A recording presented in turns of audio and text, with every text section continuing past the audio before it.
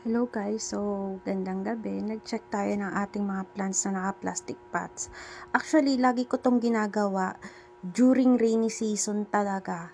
Lalo na kapag yung super lakas ng ulan. Kasi guys, tignan nyo naman, pag hindi talaga kayo nag-slant na mga plastic pots nyo, ganyan ang mangyayari, may stuck lang siya sa loob, sa ilalim.